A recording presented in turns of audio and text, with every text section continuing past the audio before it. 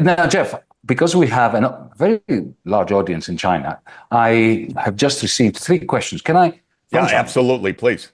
Might I ask you those? Because they could. The first one is intimately connected to Trump. And one of our viewers shared with us a cartoon. We can put it later on the website, but I'll just describe it to you. It's a cartoon which I've been told has been trending in China massively. And when something trends in China, we're talking about hundreds of millions. Yes.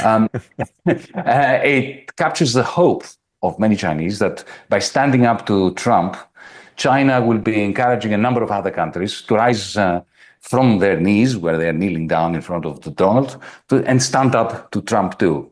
Countries like Vietnam. Do you see this happening? Is there any chance that some, let's say, European countries with important interests in China, like Germany, for instance, could they be one of those countries? Or do you see countries like Vietnam, but also Germany and Spain and others buckling under and taking in the end any deal that Trump may afford them, may give them? I think in the end, but it's a close call, but I think in the end, the world trading system will go forward without the United States, basically. That the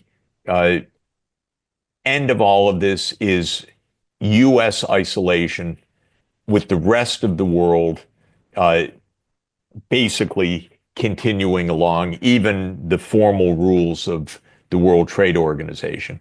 Trump has something quite different in mind, which is that the U.S. remains at the center of the power and the center of the system, and even that, and they've been quite explicit about this, that other countries will fall into line with the United States against China. So not merely fall into line with the U.S., but will actually join the trade war against China.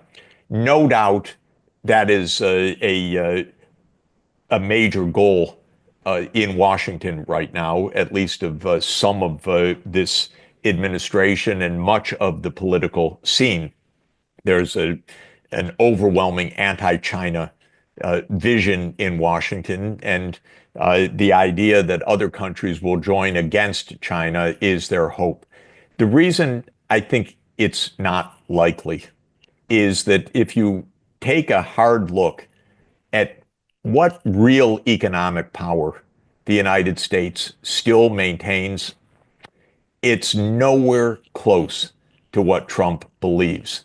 Trump's idea is that the U.S. market is so central to every economy that basically the leverage that the United States gets over the threat of cutting other countries out of the U.S. is enough to get them to do America's foreign policy bidding.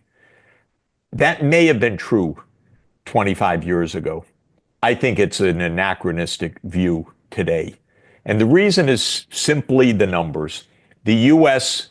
imports are just not big enough for most countries to say that they're going to shift their whole foreign policy and economic orientation because of a U.S. threat. And I also believe that Trump's... Maybe except Germany, right? Maybe except Germany. Germany is so dependent on the U.S. market, unlike other countries. So there are countries clearly where this is the case.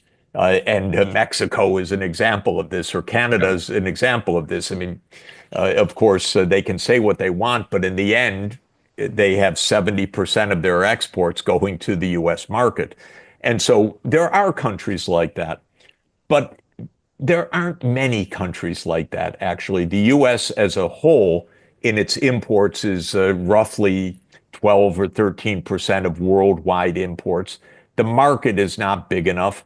The idea that has been floating around recently is that as the U.S. blocks China, China will flood Europe with its goods.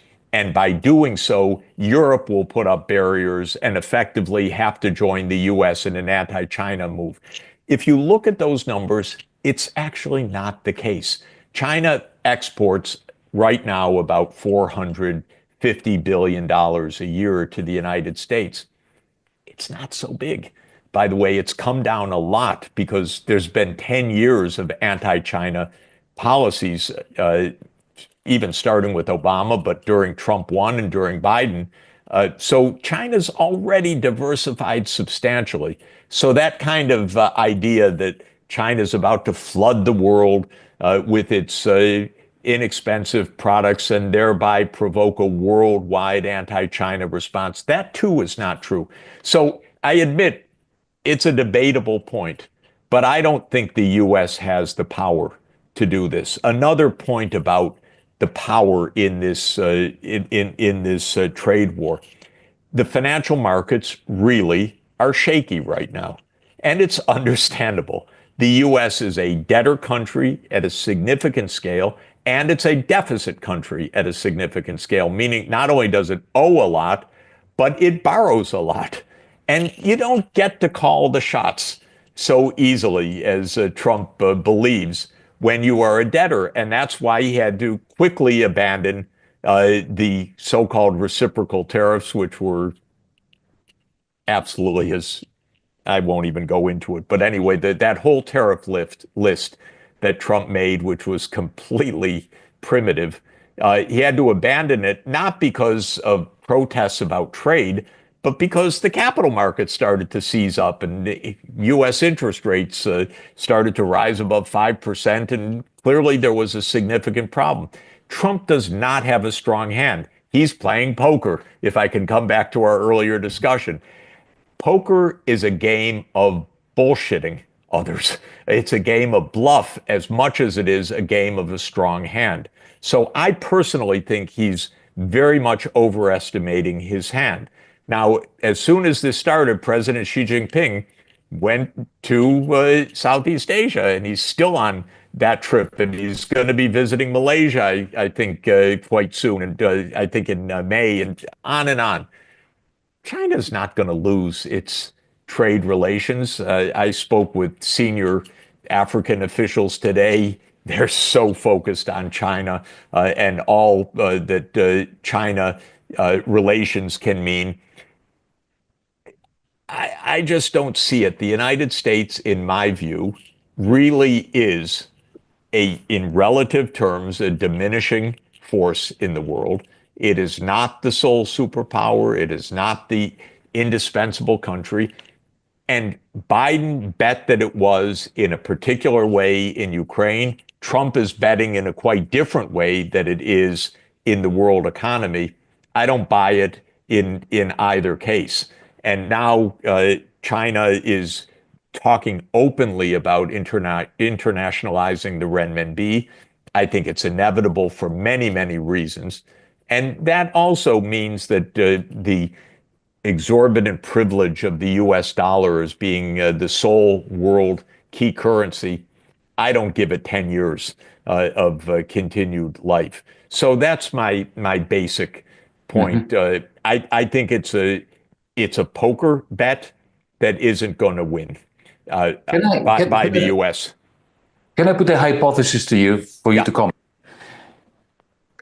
It simply adds to everything you said, because I happen to agree. Look, the hegemony of the United States, based, not despite, but based on its deficits. This is the great paradox of the last 50 years. Hegemony based on deficits is hanging by a thread, and the thread is the exorbitant privilege of the dollar. So the internationalization of the renminbi is going to be what really severs that thread. And the reason why it hasn't happened yet is because Beijing has not decided to do it. That's correct. My hypothesis is this: if Trump continues to push them, then would it not make sense for Beijing to turn the BRICS, not just from a loose agglomeration with an alternative to SWIFT, which they have already created with BRICS Pay based on a remarkable blockchain technology, but to actually imitate the Bretton Woods system with the renminbi playing the role that the dollar did to anchor this alternative, new Bretton Woods system. Because people say to me that can't happen when you have capital controls. Well, it did under Bretton Woods. You can have a system where you have a surplus country at its heart. It was the United States in 1944. It is It could be China today, with capital controls, with certain constraints which allow for Beijing to maintain control over its financial sector, not to throw open the gates. And that, for me, would be the greatest danger for the exorbitant privilege of the dollar.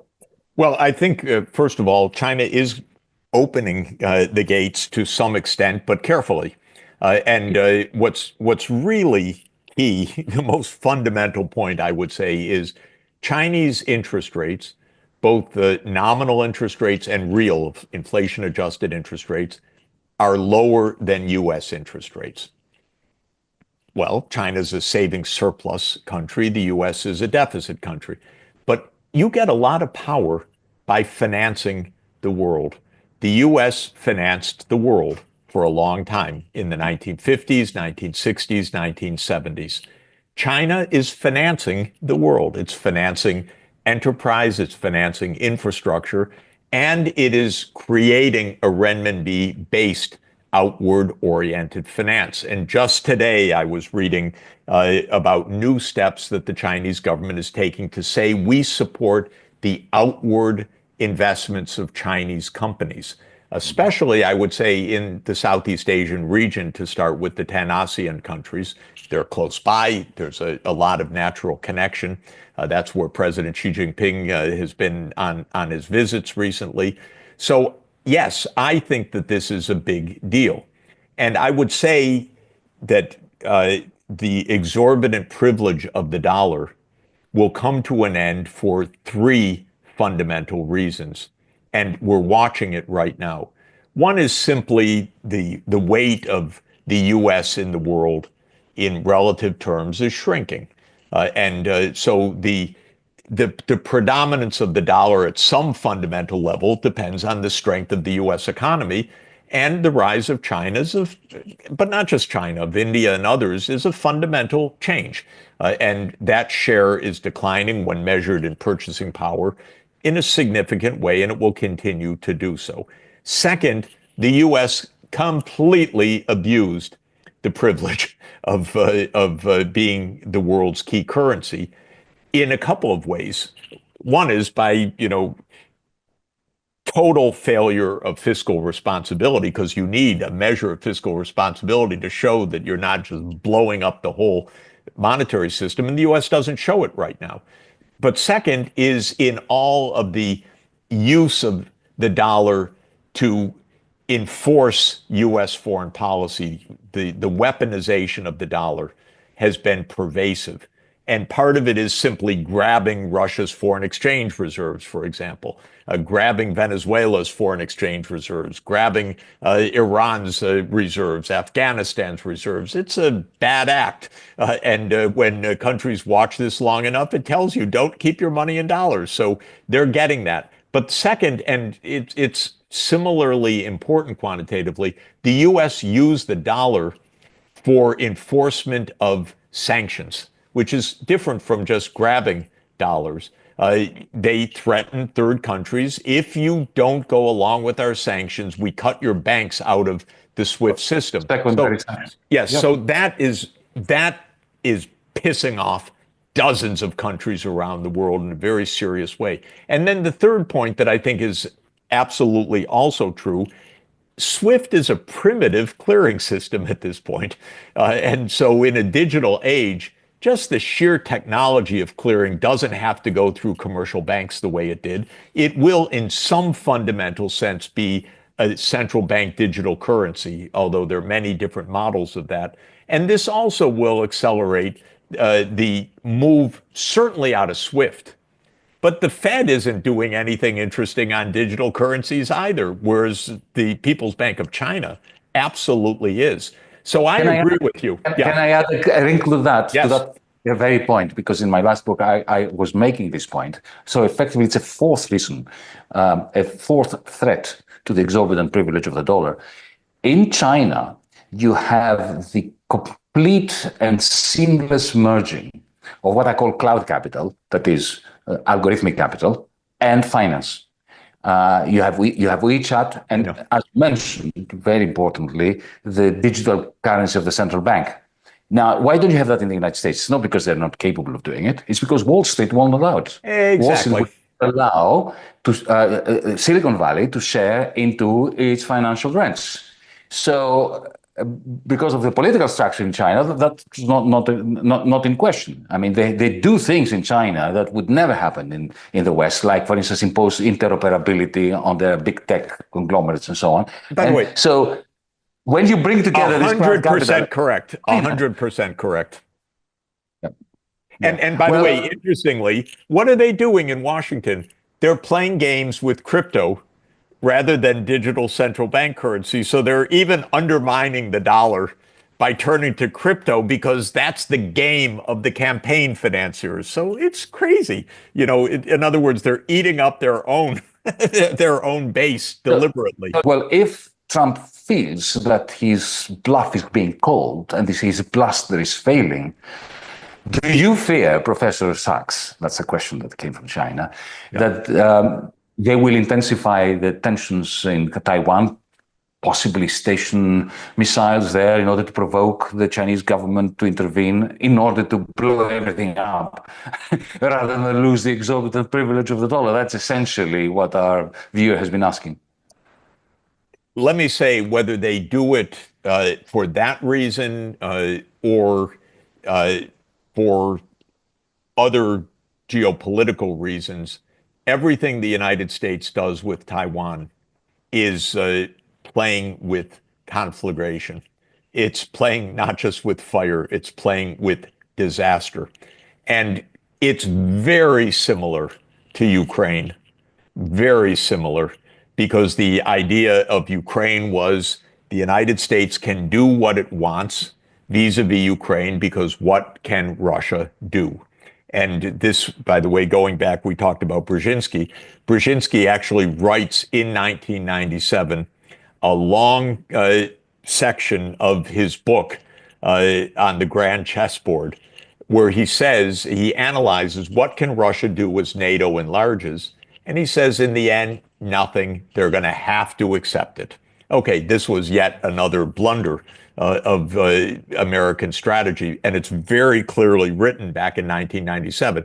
Now, when it comes to Taiwan, the United States, for many, many reasons, geostrategic, gamesmanship with China, military considerations in an idea that goes back to John Foster Dulles in 1951, the first island chain.